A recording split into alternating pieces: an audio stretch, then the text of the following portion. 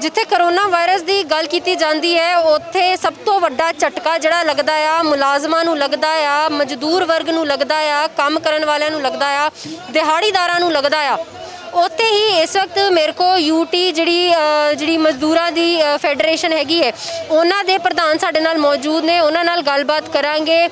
तुसी इन्हां दे नाल वाह वस्ता तुहाडा रहिंदा आ, पिछले साल भी कोविड दी जिहड़ा मार पई मुलाजमां दे उत्ते ते ऐतकी फिर लॉकडाउन शुरू होण लगा आ कि किन्नियां को दिक्कतां तुहानूं देखण नूं मिल रहीआं ने? मैम हमारा डेली का काम है, जो मैंने आंकड़ा देखा है कि हमारे चंडीगढ़ में सभी यूनियन जो हैं वो फेडरेशन के साथ जुड़ के चल रही हैं। मैं बस इतना ही कहना चाहूँगा मैम कि जो ये कोरोना के नाम पे देश को लूटा जा रहा है, इससे कोई कोरोना नहीं। और मैं आपको बताना चाहूँगा इस मीडिया के माध्यम से कि डेथ रेशो हमारी 50% से भी नीचे चली गई है।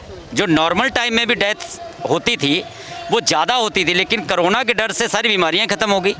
इसका मतलब ये बिल्कुल ही साबित हो रहा है कि गवर्नमेंट एक साजिश के तौर पे इसको फैला के एक किसानों को हमारे उठाना चाहती है, वहाँ जो अपने हक के लिए पूरे देश की जनता के लिए लड़ रहे हैं।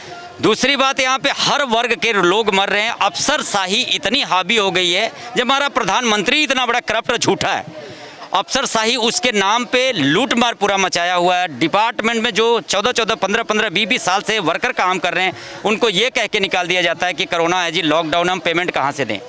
तो ये बहुत बड़ा गेम चल रहा है, जो बिल्कुल देश को अडानी अंबानी को बेचने की साजिश चल रही है।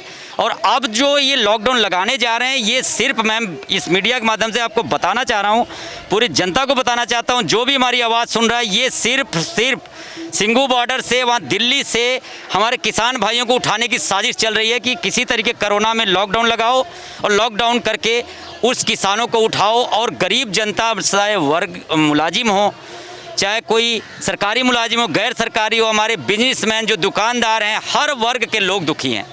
अगर बात की जाए जिस तरीके से कोविड की बात शुरू हुई, लॉकडाउन लगने की बात शुरू हुई, वैसे ही जो प्रवासी मजदूर हैं वो वापस जाना भी शुरू हो गए हैं। क्या आपको उनकी कोई डाटा मिला है कि कितने लोगों ने वापस जाना शुरू कर दिया है या कितने लोग अब वापस जाने की तैयारी में हैं? मैम, जो उनको डर है, जो पहली बार ऐसा हुआ मार्च में, पिछले आपने देखा होगा जो 2020 में उनके साथ इतना शोषण हुआ कि खाने तक को रोटी नहीं।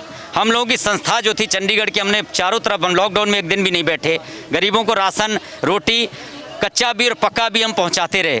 लेकिन हमारा जो एक्सपीरियंस रहा, लोगों के यहाँ रोटी तक खाने को नहीं हुआ, इसलिए वो अपने गांव की तरफ भागने के लिए अभी भी वही डर है। पिछले साल वाला डर उनको लग रहा है कि मोदी जी के ऊपर भरोसा नहीं रहा, न देशवासियों को, न किसी वर्ग के लोगों को। इसलिए उनको अब जो हमारे बेचारे गरीब जमात यहाँ जो काम करके रोडों पे, दुकानों में जो मुलाजिम थे, उनको मालूम है कि लॉकडाउन लगेगा और हमें नौकरी से निकाल दिया जाएगा, हमारी इनकम बंद हो जाएगी, तो हम रोटी कहाँ से खाएंगे। इसलिए वो दोबारा से भाग रहे हैं और ये बहुत बड़ी गेम चल रही है। मैं आपको बताऊँगा कि हमें आज तक 2020 से हम लगे हुए हैं लॉकडाउन में, जो पीक पे था, बिल्कुल लॉकडाउन, कोई घर से बाहर निकल रहा, तब से हम बाहर घूम रहे हैं और हमें गवर्नमेंट से परमिशन लेके हम राशन बांट रहे हैं, लेकिन हमें तो नहीं कोरोना हुआ।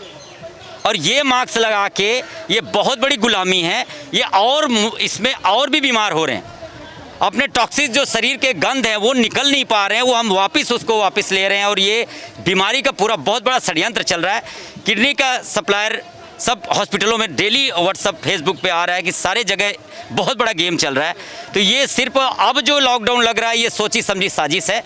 ये लोगों को, देश को नीचे झुकाने वाली बात है और हमारे किसान भाइयों को उठाने की साजिश चल रही है, जो हमें पता लगा है। क्योंकि हमारे भी लिंक, मैं स्टेट का प्रेसिडेंट यूथ इंटक का भी हूँ, दिल्ली से हमारे लिंक हैं, दिल्ली से हमारी बात चलती रहती है। सिर्फ इनकी गेम चल रही है कि किसी तरीके लॉकडाउन लगा के उसके आड़ में किसान भाइयों को वहाँ से उठाना है। और कोई भी कोरोना नहीं है, मैं नहीं मानता कोरोना है, ये तो ये आप बात कर रहे हैं किसानी आंदोलन की, वहीं किसानों के आगुओं ने ये बात कही है कि जो मजदूर अपने घरों को वापस जाना चाहते हैं, यूपी बिहार जाना चाहते हैं, जो जहां से आए हैं वो वहां वापस जाना चाहते हैं, वो घर जाने की बजाय हमारे पास यहाँ पर आए, बॉर्डरों में हमारे साथ बैठे, हम उन्हें 3 टाइम का अच्छा खाना देंगे, अपने साथ रहने की जगह देंगे, उन्हें कोई दिक्कत नहीं आने दी जाएगी।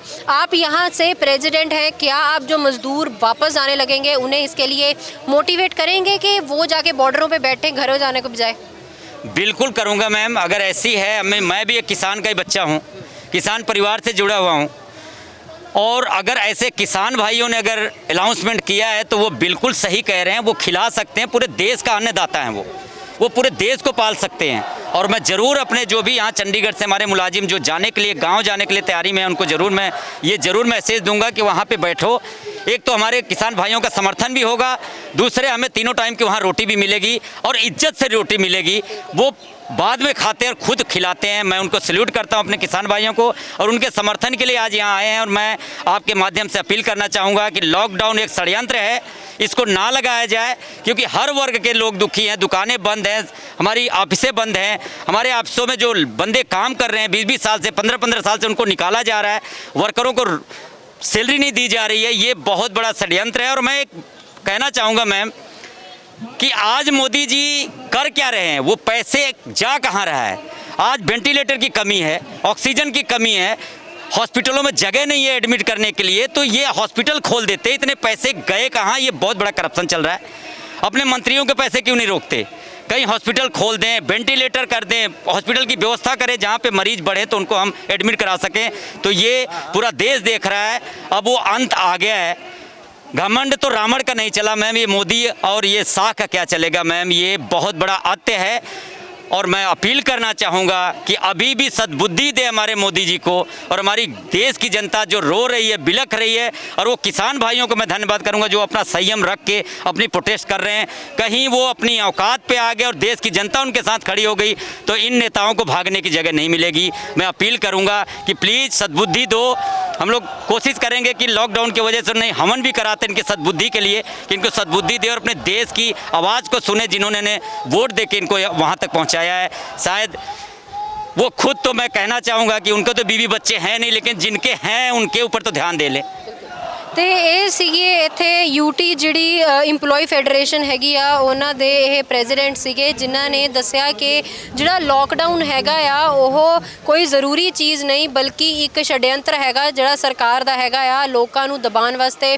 ਜਿਹੜਾ ਇੱਥੇ ਅਡਾਨੀ ਅੰਬਾਨੀ ਨੂੰ ਅੱਗੇ ਲਿਆਉਣ ਵਾਸਤੇ ਇਹ ਜਿਹੜੀ ਇੱਕ ਕੋਸ਼ਿਸ਼ ਜਿਹੜੀ ਹੈਗੀ ਸਰਕਾਰ ਦੀ ਉਹ ਹੈਗੀ ਹੈ। ਇਹਨਾਂ ਨੇ ਬਹੁਤ ਵੱਡੀ ਅਪੀਲ ਇਹ ਵੀ ਕੀਤੀ ਹੈ ਕਿ ਜਿਸ ਤਰੀਕੇ ਨਾਲ ਕਿਸਾਨੀ ਅੰਦੋਲਨ ਦੇ ਵਿੱਚ ਕਿਹਾ ਜਾ ਰਿਹਾ ਹੈਗਾ ਕਿ ਮੁਲਾਜ਼ਮ ਜਿਹੜੇ ਪ੍ਰਵਾਸੀ ਮਜ਼ਦੂਰ ਨੇ ਉਹ ਘਰਾਂ 'ਚ ਜਾਣਾ ਚਾਹੁੰਦੇ ਨੇ, ਇਹ ਆ ਕੇ ਬਾਰਡਰਾਂ 'ਤੇ ਸਾਡੇ ਨਾਲ ਬਹਿਣ, ਸਾਡੇ ਨਾਲ ਜੁੜਨ, ਇਹਨਾਂ ਦਾ ਸਾਰਾ ਖਿਆਲ ਰੱਖਿਆ ਜਾਏਗਾ। ਤੇ ਇਹਨਾਂ ਨੇ ਇਹ ਵੀ ਆਸ਼ਵਾਸਨ ਦਿਲਵਾਇਆ ਕਿ ਇਹ ਆਪਣੇ ਮੁਲਾਜ਼ਮਾਂ ਨੂੰ ਕਹਿਣਗੇ ਕਿ ਸਿੰਘੂ ਬਾਰਡਰ ਤੇ, ਟਿਕਰੀ ਬਾਰਡਰ ਤੇ, ਗਾਜ਼ੀਪੁਰ ਬਾਰਡਰ ਤੇ ਜਾ ਕੇ ਬਹਿਣ, ਉੱਥੇ ਇੱਜ਼ਤ ਦੀ 3 ਵਕਤ ਦੀ ਰੋਟੀ ਖਾਣ, ਕਿਸਾਨਾਂ ਦਾ ਸਮਰਥਨ ਕਰਨ।